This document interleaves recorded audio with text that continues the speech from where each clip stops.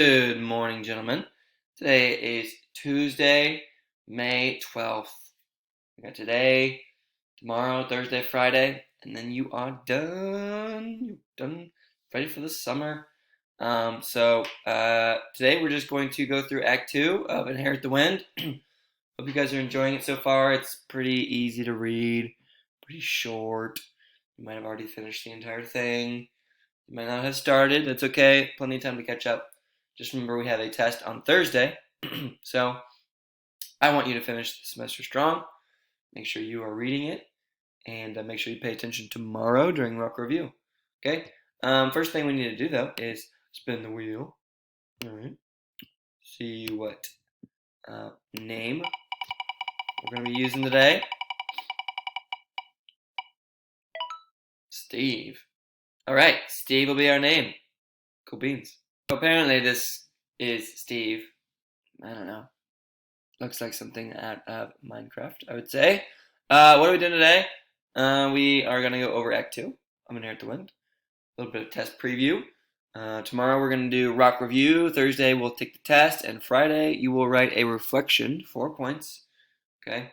So action packed for the rest of the week. Couple of reminders. Tomorrow is our test. Not tomorrow, sorry. Thursday is our test. Okay? I am still accepting late assignments for full credit. So if there are no red ink assignments, or maybe the courage story, or maybe the literary analysis essay brainstorming or something like that, okay, you can still turn it in for full credit. I am currently grading the essays.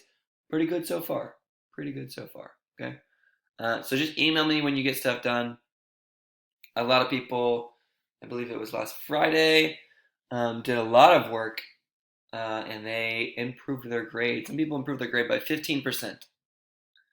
Now, if you have a 90, you're probably not going to improve your grade by 15%, okay, because you've already done a lot of the assignments. But just saying, if you're in like the 70s range or the 60s range and you turn in all your homework, you could very well improve all the way up to the 80s.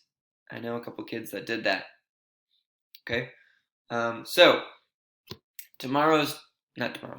Thursday's test will be much like our other tests, on quizzes, some character matching, some multiple choice, some short answer. All right, so just make sure you read the play thoroughly. You can use online summaries. You can use any kind of review. You're going to have the entire day to take it, so just use your resources. I just want to communicate to you guys the main theme of the play, and I plan on doing that today. Okay, so let's move on to Act 2, Scene 1. This is a random guy named Steve. So in Act 2, Scene 1, this is Reverend Brown having something called a prayer meeting. Right? He invited everybody to this prayer meeting where he wanted to pray for, the whole case, essentially. And what actually happens during this prayer meeting is Reverend Brown starts freestyling his prayer to God and starts basically condemning Bert Cates to hell. Right? So it's pretty heavy stuff. If you see here in the actual text, okay, if we flip back to, let's see, where is it? Here we go.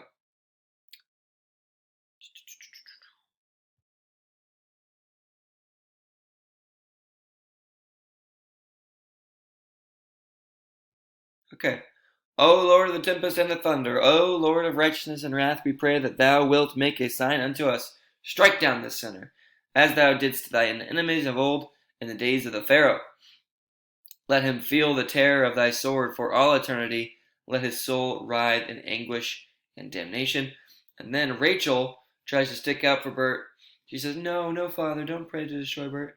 And he says, Lord, we call down the same curse on those who ask grace for the sinner, though they be blood of my blood and flesh of my flesh.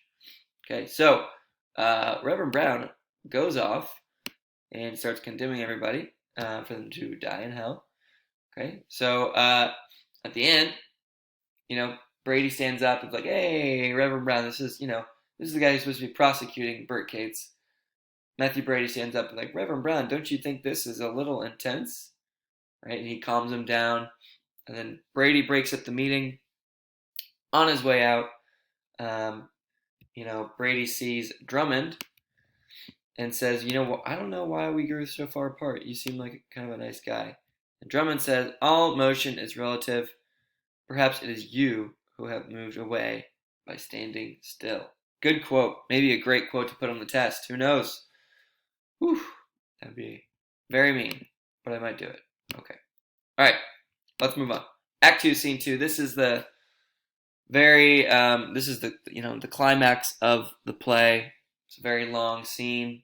Lots of important stuff happens. So Brady and Drummond both kind of talk to Howard, the young boy, who was apparently taught a little bit by Cates. Okay. And Brady tries to basically make it look like Cates is teaching him very, very, very sinful stuff. All right. Whereas Drummond, on the other hand, basically makes it look like, the only thing Howard is learning really is to think for himself. Okay. So Howard kind of leaves the stand like, oh, I don't really know. I mean, it doesn't seem that bad what he was teaching, right?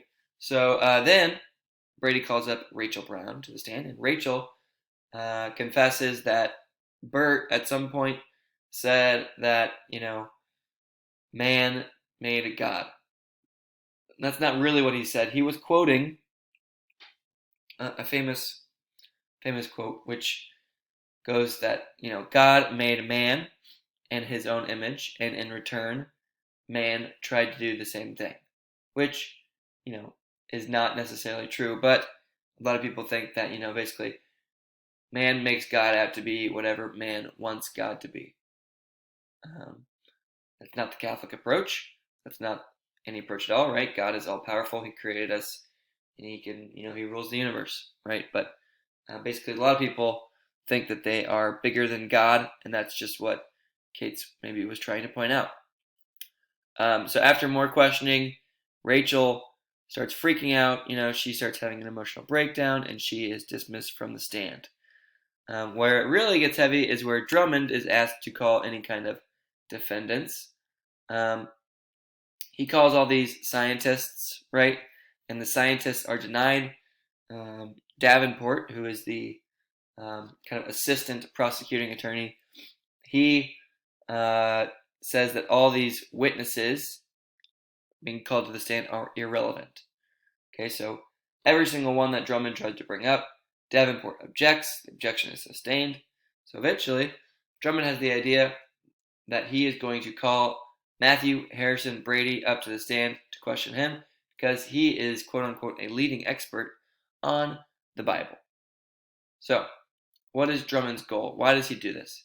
He wants to show that even a leading expert on the Bible might have some questions on its interpretation, right? And so he's kind of digging through the Bible, looking for different things. He tries a couple strategies that don't work. The one he finally falls upon, it kind of happens by accident, and it is the creation story. Okay, so he ends up getting Brady to admit that each day in the creation story, that there's really no way of telling what a day was back then. Right? Could have been 24 hours, could have been a couple of weeks, could have been multiple years. Right? There's really no way of telling, is what Drummond says.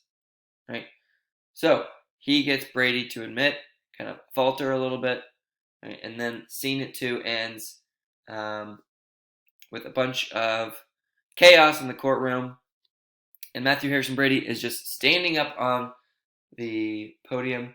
He's just shouting books of the Bible, and Drummond walks off with a bunch of reporters, and it ends with Brady very alone and sad and speaking to himself, and then he walks off stage with his wife. Okay, so that's Act 2, Scene 2. We will try and maybe watch some of the clip tomorrow. Who knows? Or if you want to just watch it right now, that'd be totally fine. But yeah, tonight, just finish the play and be ready to review tomorrow. Alrighty. Bye bye.